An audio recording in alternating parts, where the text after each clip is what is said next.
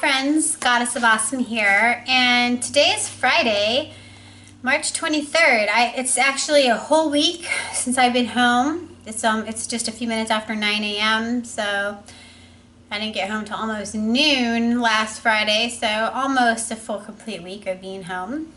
And today I got up and I did my amazing boot camp class, which was super great and much better for me today. You know, Tuesday was brutal, you know, first day back in a month. So it's amazing how workouts go. You know, the more you do, the more you can do. And I'm definitely not as sore as I was a few days ago. You know, I was a little scared almost to wake up today and go because I wasn't sure if I was going to have, you know, any mobility from being crazy sore. So we'll see how I feel later tonight. Maybe tomorrow will be a different story, you know, after we did all the things we did today. So I wanted really quick to speak about guilt and shame.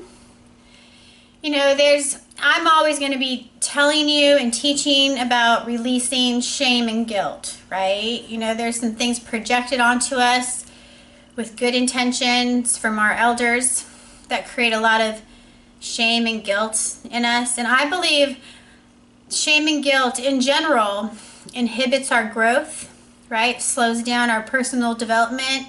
And some people get stuck there, you know. That's why some people have some big issues with sexual ideas, sexual thought, sexual energy, sexual preferences of others. You know, we get glitches in our brains, I believe, from having certain ideas and thoughts that create guilt and shame within us, and then we want to return that favor and give it away or project it onto others, you know. So I'm always going to be speaking about that, you know, how do we release guilt, how do we release shame?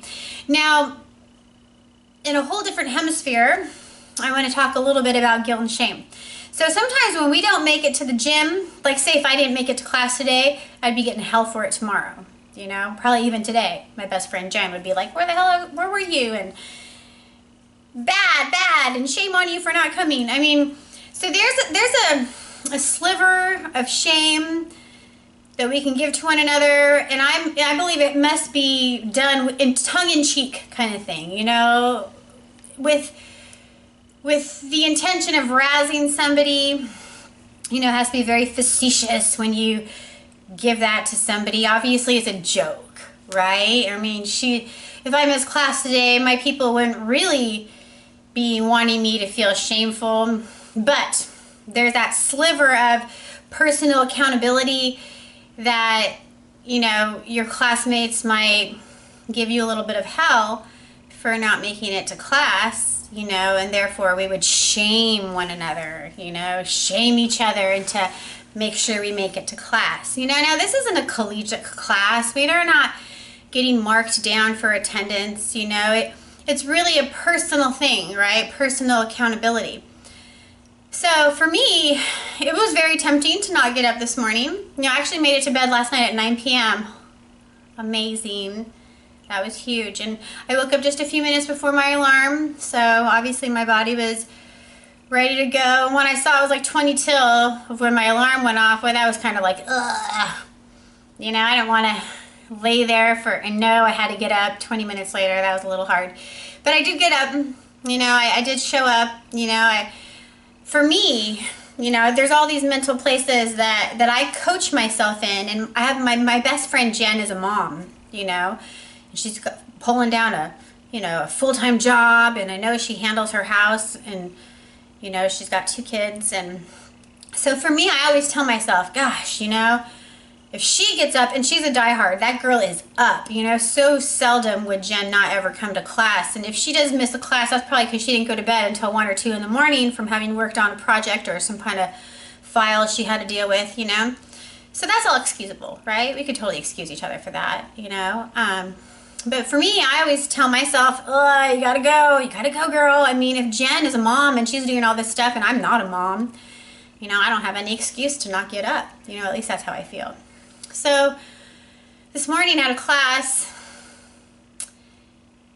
I got back to my truck and I noticed there was fairly large roach in my truck. I'm not talking about the bug, okay? I'm talking about a previously burned spliff, or blunt, you know, something like that, a joint, you know. So I don't smoke anymore. I haven't smoked in over 3 weeks, and it's probably permanent, you know. I always tell myself I can. I could have just lit that up, you know. Oh, goody, some unsmoked herb, you know. But I decided to not smoke it. Now, because I'm not a smoker, am I going to throw it away? I mean, that kind of seems like a waste, you know. I mean, I do still have a lot of respect for the herb of cannabis, you know. And I would never want to see it wasted as anything. I don't want to see anything wasted. You know, I don't want to see food wasted. I don't want to see building materials wasted. I don't want to see people wasting their lives. I'm certainly not going to waste anything else, you know. So my brother, I love my brother dearly. My brother is a beautiful soul. He's deeply tender. He's got a lot of wonderful sensibilities, and he's had a really hard life. You know, my brother could have really used his dad big time. My dad's been gone since I was 2. And my brother's 4 years older than me, so from about 5.5 or 6. About 5.5, I'm sure my brother was about not 6 yet when my daddy left. Now, my father has been incarcerated. You know, he's been in prison all this time. And I'll do a video for you on him and that, you know. So my brother could have really used his dad. He could have used a stable male figure, as I could have probably, you know. But I think boys really need their dad.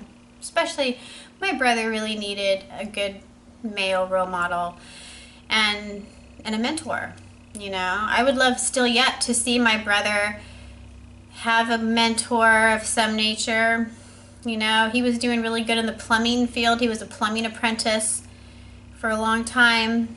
And then my cousin from Northern California, who was into methamphetamines, and she's been doing methamphetamines since she was a teenager, you know. She had a hard life too. I'll have to talk about that at some other point, you know. But when my girl cousin came down from Northern California, she brought her bad habit with her. And at that time, my brother was just a weed head, right? He just smoked a whole bunch of herb. He'd even wake up in the middle of the night to take a bong load and go right back to sleep, you know? I mean, on some level, I think marijuana can be very medicinal for some people. And my brother has, I don't know if you know, he's kind of a special needs person. He's functional. My mom thinks he's Asperger's. I don't know. They found a calcium deposit in his brain when he was about 14. I mean, he has his challenges, right? But he's a discerning person. He knows how to make good decisions. You know, I've never seen him hurt anybody. You know, he was an asshole to me growing up. You know, but he was probably dealing with a lot of stuff, and he didn't have a great role model. You know, our stepfather kind of came in and made things worse. My stepdad definitely made things worse for everybody, especially my brother. I don't know, some kind of male rivalry or something. But getting back to guilt and shame. So I took this half-smoked, actually 3/4 there. It was only like a tip was gone. Now, I don't even know how that got in my car. You know, I'm not a smoke and drive person, you know, if I smoked. So that had to have fallen out of a bag. It had to have fallen out of a travel pouch. I don't know how it got in my car, but and I didn't see it it was dark this morning when I left for class, but when I seen it after class, I thought, wow, okay. So, and now you have to do another video on this too. I don't know, I have mixed feelings about this. But, you know, my mom has been leaning on me for a while, you know, I've been helping her, and she was staying here at my house on her off days, in between, you know, when she needed to go to work and whatnot. And my mom just got her house, right? She just got the keys to her house this last early December. You know, we're only in March, so it's not been very long. And my brother did have a house. My mom helped my brother get a house about 3 years ago, or just over. She didn't really do a lot of research, you know, with the town. It's a crummy little town just outside of Barstow. And it's a drug capital. I would consider it that. You know, it's definitely shady lane, you know, and a lot of meth, right? A lot of meth. So, you know, when my cousin came down, I believe she kind of helped ruin my brother's life because she brought methamphetamines with her. And, you know, they were hanging out. He had a friend now. He had friends before. He had guy friends. You know, even if they were just herb friends, friends who'd smoke some herb together every now and then, he did have some people who were his people, you know. And when my cousin came around, poof, all his friends disappeared. Because weed heads don't resonate and hang out with speed heads, right? They're on completely different spectrums. So when my brother started doing methamphetamines with my cousin, which absolutely ruined his life, 100%, took him down a very dark path, you know. All his friends disappeared. So my brother really doesn't have any friends at all. You know, his animal dog, and I don't know where his dog is now. His dog is also special needs, you know, very high maintenance dog. And I actually seen my brother care for his special needs dog, so incredibly heartwarming to me, and grew a lot of extra respect for me of my brother, because my brother is extremely tender with that dog. You know, you have to lift that dog a lot. He can't do steps. You know, he's almost like an infant, like caring for an infant child, a human one. You know, that's what Rusty kind of was for my brother. So to see my brother be so good with his dog, you know, be so selfless with his dog, very tender with his dog, just grew my heart, you know, leaps and bounds. And I already had a good appreciation for my brother, right? I've dealt with my issues with him, you know. I've released a lot of things, you know. So getting back to guilt and shame. So my brother carries a lot of that. He carries a lot of guilt and a lot of shame with what went on with us as little kids, you know. I mean, I have released things and have healed, right? I've come to this place of being a healed person. And, you know, as you heal, others will heal around you. 100%. You know, you raise your vibration, other people's vibration starts raising. But with my brother, you know, as much as I'm a healed person and I've dealt with it and I've released things, I don't know how much he has, you know. So, you know, my brother is recently homeless. You know, he tore apart his house. Being influenced from methamphetamines, he had no friends. He has nothing else better to do. And he gutted his house, right? He tore out all the counters of the kitchen. He tore out the kitchen sink. He ripped out his fridge and threw it in the yard. You know, he even took the toilet out. He started taking the bricks, the foundation bricks of the whole house started being removed.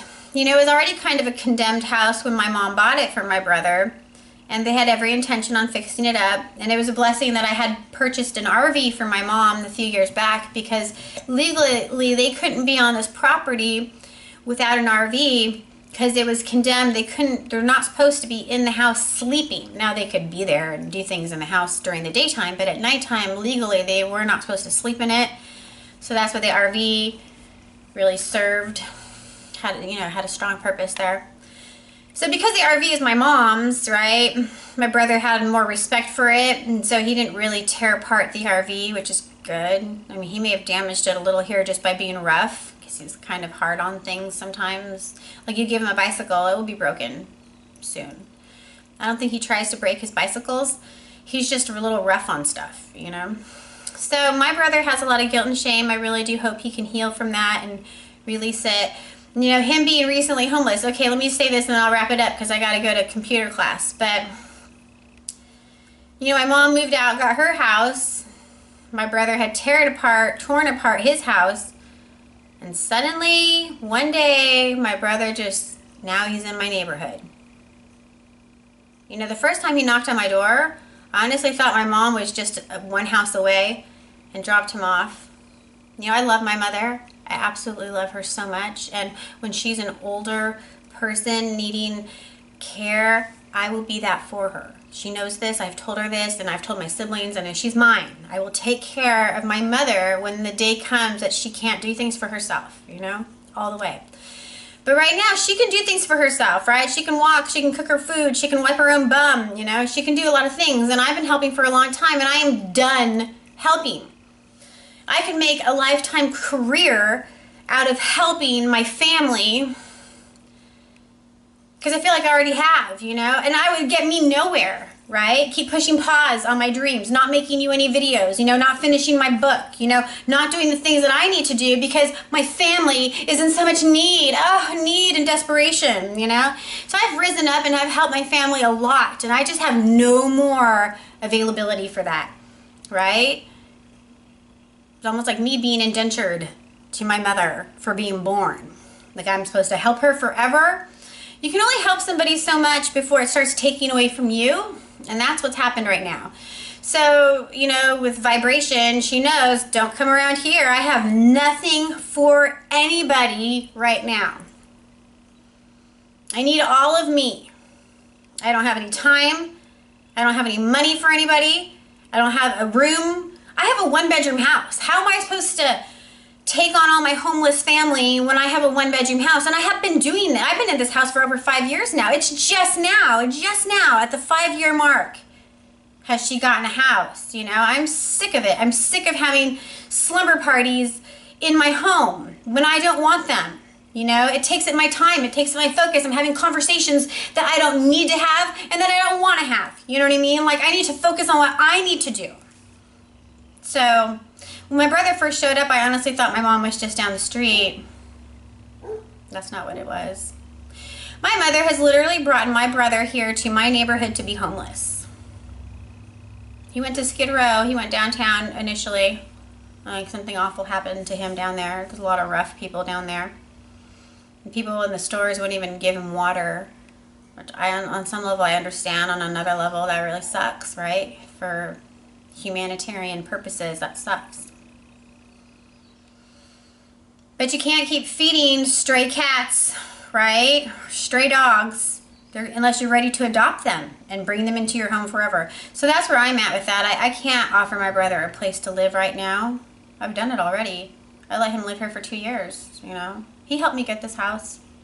I'll go into a whole nother video about that. So I do have a lot of care and love for my brother. I just cannot open my home to anybody right now. I cannot push pause on my goals. I can't do it, nor will I do it. I don't want to do it. And it's turning me into an ultra bitch. I don't need to be inheriting anybody's extracurricular life problems.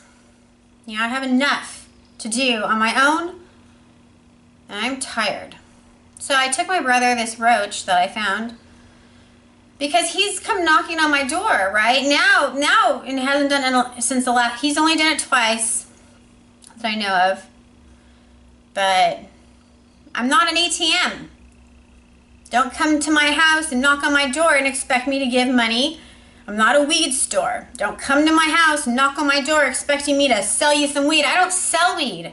I've never been a person who's ever sold weed. You know, sharing a little with someone I love is completely different. And I've always been generous like that. But I can't do that anymore, you know. So I almost had half of intention not to even give him that roach, you know. So my mom had a shitty car. My mom has parked a lot of cars on my property. I'm sick of shitty cars living in my driveway for a million trillion years. That's pretty much how it goes. You know, she's been homeless for a while. At one point she had 4 cars. 4. What the hell? And they're all shitty cars, right? Eyesores, things that need to be fixed a whole bunch, you know. I don't understand her sensibilities on that. She should have really just condensed what she had and got a good car. Something that would serve her. Something that doesn't need to have a mechanic look at it left and right, you know? So she bought this shitty little VW Rabbit because years back she had a VW Rabbit. She had a good experience with it. And she probably thought it was going to be a great car. Now, for a minute there, I didn't have a car, so it was, you know, a blessing for her to let me borrow her little VW here and there. But I have a truck now for 6 months or more. You know, I don't need that, and she put, it's supposed to be for sale. She never put a for sale sign in it. I have to bark at her to get her to do anything, you know? She wouldn't probably even bought her house if I didn't give her a really mean and nasty text message in August of 2017. You know, I could feel that I was at the end of my rope. You know, in December, made 5 years of being at this house. I am done. 5 years is my limit. I cannot help anybody anymore, nor do I want to. How in the world did I get in this position where I have to push pause on my life, open my door to people, let them take up my space, let them take up my energy by conversing to me with things that I don't even care about? I need to do my homework. I don't need to have social activities, you know? So my brother is homeless now because he ripped apart his house. My mom barely put a for sale sign in that shitty little rabbit, only because I told her to. And when I was gone on this last journey, I had sent her a message because that thing has been parked in front of my house forever. You know, I told her to get rid of it out of my world. She just parked it on the street. She took it out of my driveway, parked it in the street right in front of my house. That wasn't anything, nothing changed. Now I'm still looking at that eyesore. The whole neighborhood associates that car to my house. It's not my car, you know? So I bitched about it again. She moves it up one house. So now my neighbors, who I love my neighbors on both sides. I have good relationships with them. Now my neighbors get to wash their dishes and look at this shitty little car forever, you know? So I had told her, move that car by April 1st or I'm gonna call a tow truck and tell them it's been abandoned on this street. Because it never moves. She doesn't move it. It's not like it's there for a minute and she moves it somewhere else. You know, she barely put one for sale sign in it. And I honestly think she's asking too much for it. If you want to move it, drop the price and get it the hell out of here, you know? So she did move it. She moved it down the street. My dogs are outside. I know you can hear them. Should have put them up. Anyways, so she moved the car down the street. Now it's been raining. And I've been wondering about my brother. What the hell is he going to do in the rain? So apparently she's given him the keys to the car. He's been living in the car, you know, trying to stay dry. So anyways, I took him that roach, you know. I had reluctancy if I should or shouldn't, but I wasn't going to waste it. You know, it was good to see him. I know he was happy to see me. He needs family. He needs friends. He needs human contact. Every human being does. And, you know, I could tell he was almost going to go in for a hug. You know, but I was drenched wet from sweat. And, you know, my brother's homeless, so he doesn't have the best hygiene right now. And he, you know, as much as he was going to go for a hug, I think he could tell my energy I wasn't ready to hug him. I should have hugged him, right? He probably could have used a hug. Not, you know, not a creepy hug. He's not a creep. My brother is not a creep, you know, at all. He's a misunfortunate soul who hasn't had a lot of good guidance. My mom has tried her best. To her credit, she has tried her best to be the best mom to him. But he's in his 40s now, and she's tired. She's tired of cleaning up his mess. She's tired of rescuing him. She puts her life on hold to help him, you know. Probably part of the reason why her progress has been slowed down, you know. So guilt and shame, you know. There's some things you should feel guilty and shameful for, and some things probably not. And when I mean you should feel guilty and shameful, I definitely am saying that tongue-in-cheek, you know, like on some level. Like when we shame each other for not going to the gym, yeah, that's kind of probably okay. There's another video that I made for you talking about sexual harassment, crying wolf. And I did tell whoever that message was for, and that's for the people who make things up, right? The people who just create a scenario that's not true and project it on another person. I did say shame on you, and I meant it. I meant that, you know. If you're inventing sexual abuse, you know, if you're not truly being sexual harassed, but you're painting it as though it's so, you know, you're trying to ruin somebody's credibility. You're trying to ruin somebody's life. You're dissatisfied with something for one reason or another. You want to get them fired. You want to hurt them somehow, some way. So you just decide to manufacture that sexual harassment happened. Yeah, I believe that's you should feel bad about that, and don't do that. That is wrong, you know. For the predators out there, the low down and dirty slime balls who really are harassing people in the workplace from sexual harassment, projecting sexual energy that's not been invited, taking sexual energy that the person doesn't want to share or give, that's wrong, you know? And I'm going to say we could probably tell them to feel shameful too, you know? Absolutely. But that shame, it needs to be felt, I believe, and then dealt with, right? We need to deal with the shame. How do we deal with the shame? Well, we got to maybe have some rehabilitation somewhere, right? We need to delve into the root cause of why the sexual harassment is happening. What is permissible in that person's mind and energy field to think that it's okay to do this? That needs to be dealt with, acknowledged, mended, you know, and then released, you know.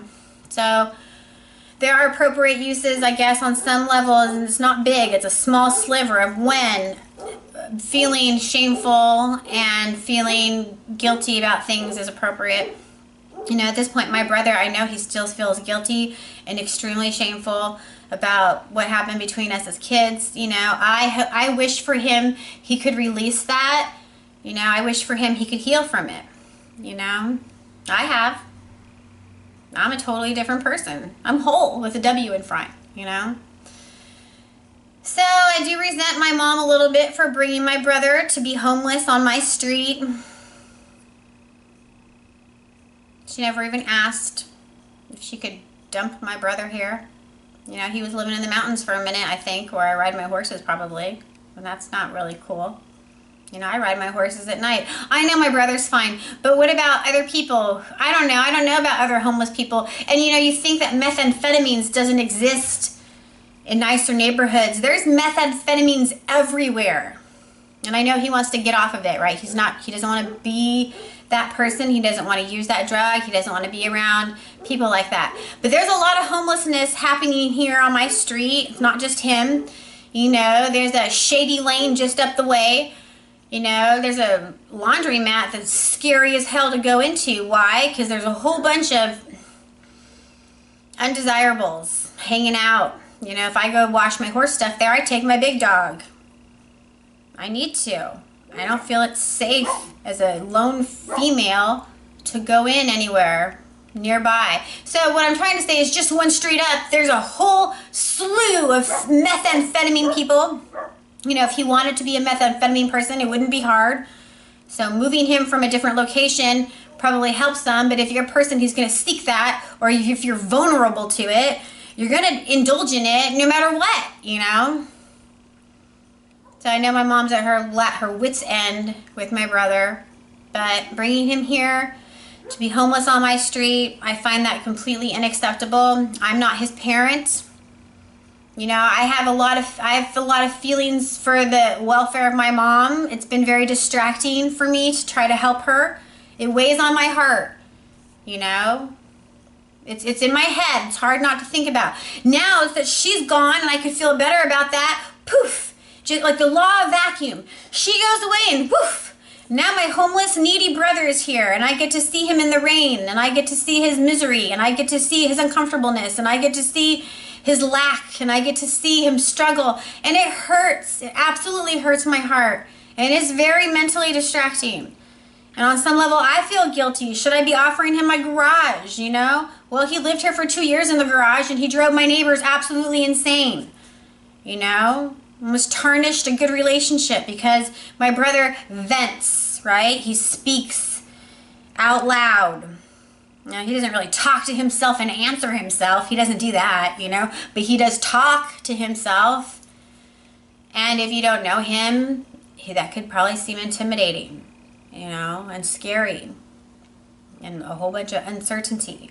And you might not feel safe walking by him, you know. I know my brother's harmless, so I can walk by him. I think if anybody in the family, I have no fear for my brother at all. I am not scared of him. He has done so much to me in this life. There's nothing more he could do to me to terrorize me or rattle my cage or fuck me up. You know what I mean? And it's already happened. And I'm mended from it.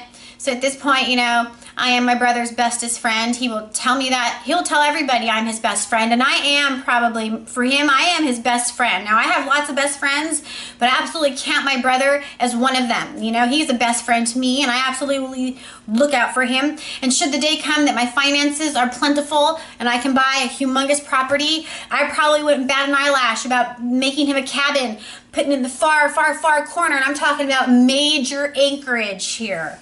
I'm not talking about being up on my closeness of anything about my world, you know?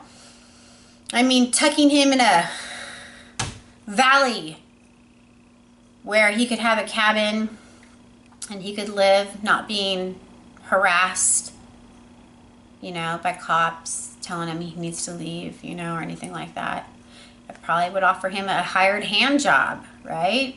He's strong, and he's useful, and he's great. He loves having a job, you know. It's just been very hard for him to have a normal job because he needs his moments of breaks. He can't go full throttle like anybody else could, you know. He's vulnerable on some level, you know. So that's what I dealt with this morning. You know, I know my brother feels guilty and shameful about things. I wish he could heal from that. You know, we shame each other in the gym, but that's different. It's a different kind of shame. It's a playful shame, and it's almost pretend, right? We're just pretending to give each other a hard time. On a bigger level, we get it. We understand, you know, we understand if you can't make it to class one day. But if you're a regular and we love you, you know, we miss you. And we wonder why you weren't there. And we'll give you a little hell for that. Not hugely, just enough to let you know we noticed you didn't make it to class. So, okay, I'm gonna close this for now. I definitely will be revisiting this subject again on some point.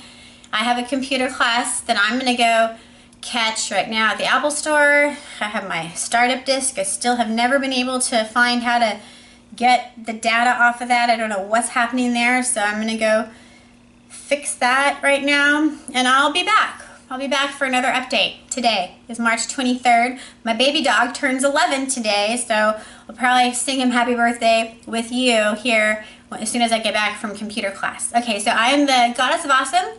Thanks so much for being here with me today. If you like this video at all, please give it a thumbs up. If you want to know more, please subscribe. And in the meantime, bright blessings and be well.